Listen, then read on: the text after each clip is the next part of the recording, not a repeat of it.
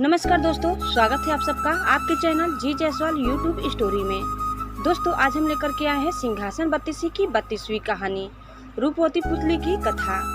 आइए हम आगे बढ़ते हैं। आगे बढ़ने से पहले आप इस चैनल में नए हैं तो प्लीज़ इसे सब्सक्राइब कर लें।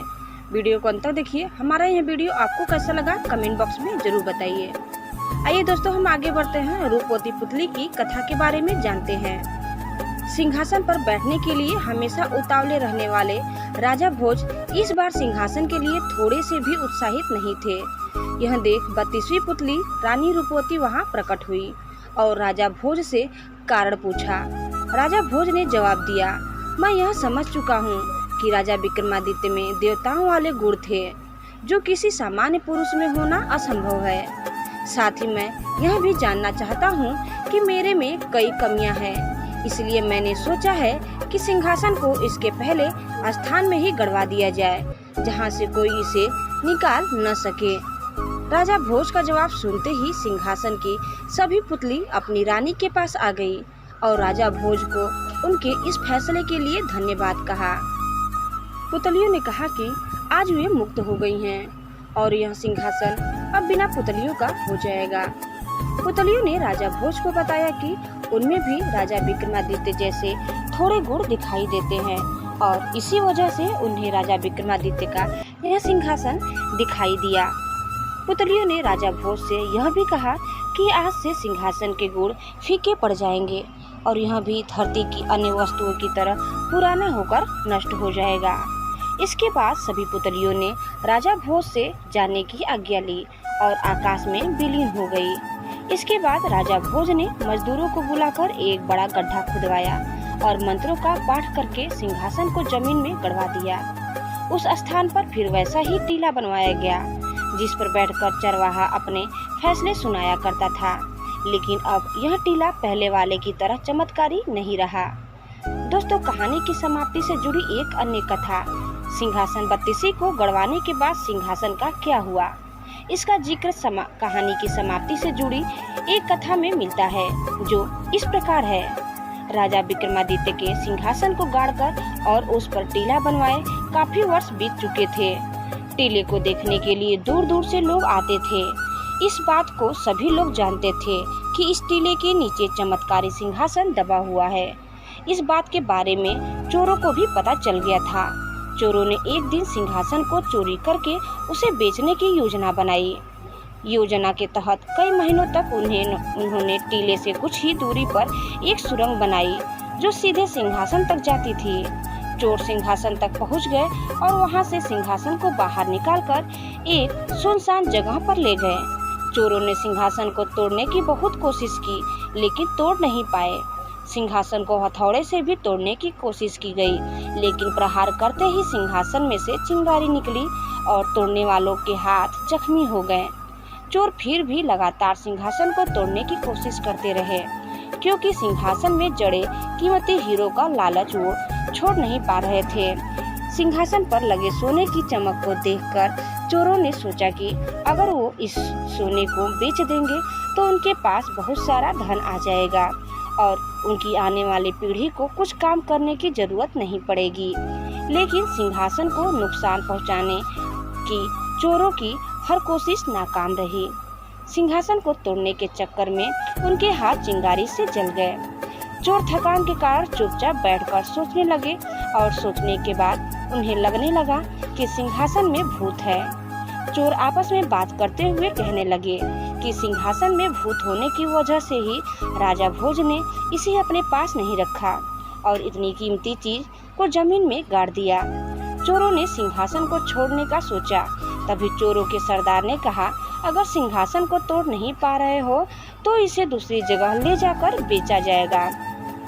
अपने सरदार की बात सुनकर चोरों ने सिंहासन को कपड़े से ढक दिया और दूर राज्य के लिए रवाना हो गए।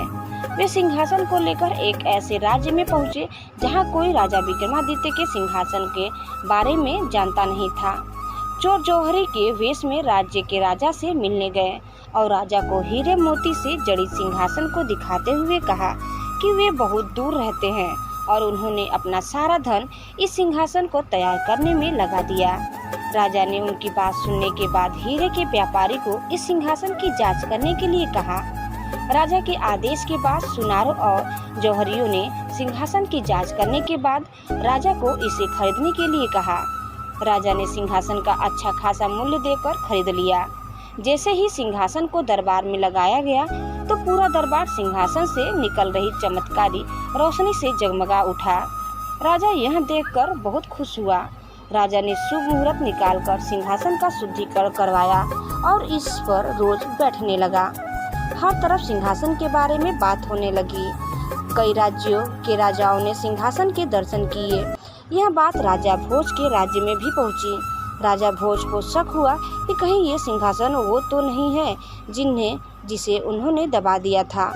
राजा भोज ने तुरंत अपने सैनिकों के साथ इस बारे में बात की और मजदूर बुलाकर टीले को खुदवाने का आदेश दिया। आखिरकार राजा भोज को जिस बात का शक था वही हुआ। सिंहासन चोरी हो चुका था। अब राजा भोज मन ही मन यह सोचने लगे कि कोई और राजा इस सिंहासन पर विराजमान कैसे हो गया। क्या उस राजा में विक्रमादित्य के जैसे गुण है? अपने सवालों का जवाब जानने के लिए राजा भोज उस राज्य की ओर रवाना हुए। राजा भोज लंबी यात्रा तय करने के बाद उस राज्य के राजा से मिले। राजा भोज का खूब आदर सत्कार किया गया और यहाँ आने का कारण पूछा गया। राजा भोज ने सारी बातें राजा को सच सच बताई। राजा भोज की बातों को सुनकर राजा सोच में पड़ गए और कहा, मुझे किसी भी तरह की तकलीफ नहीं हुई इस सिंहासन पर बैठने में। राजा भोज ने ज्योतिषियों से सलाह ली और इस निष्कर्ष पर पहुँचे कि शायद अब सिंहासन का चमत्कार खत्म हो चुका है और सिंहासन में अब सोने की जगह कांच के टुकड़े रह गए हैं। सिंहासन खरीदने वाले राजा को ज्योतिषियों की बात पर भरोसा नहीं हुआ। राजा ने कहा, सिंहासन लेने से पहले जौहरियों से इसके अच्छे से जांच की गई थी।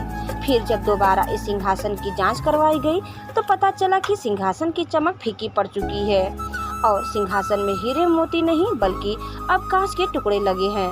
राजा ने अपने पंडितों से सिंहासन को ठीक से देखने के लिए कहा। सिंहासन को देखने के बाद पंडितों का कहना था कि इस सिंहासन का चमत्कार अब खत्म हो चुका है क्योंकि यह सिंहासन शुद्ध नहीं रहा। पंडितों ने कहा कि अब इस अपवित्र सिंहासन का शास्त्रों के अनुसार विधि विधान के साथ अंतिम संस्कार कर देना चाहिए। इस सिंहासन का समापन जल में कर देना चाहिए। राजा के आदेश पर सिंहासन को कावेरी नदी में प्रवाहित कर दिया गया। इसके बाद कई राजाओं ने सिंहासन तक पहुंचने की कोशिश की, लेकिन सिंहासन किसी के हाथ नहीं आया। वही कई लोगों का विश्वास है कि वह सिंहासन उसी को मिलेगा जिसके अंदर राजा विक्रमादित्य जैसी खूबियां होंगी। दोस्तों, इस कहानी से हमें यही सीख मिलती है कि इंसान को उसके कर्म के अनुसार ही फल की प्राप्ति होती है। इसीलिए अच्छे फल के लिए अच्छे कर्म करना जरूरी है। तो दोस्तों, आपको हमारी आज की यह कहानी कैसी लगी हमें कमेंट बॉक्स में जरूर बताइए। और आप इस चैनल में नए हैं तो प्लीज़ इसे लाइक करें, शेयर करें और सब्सक्राइब करना न भूलें। धन्यवाद।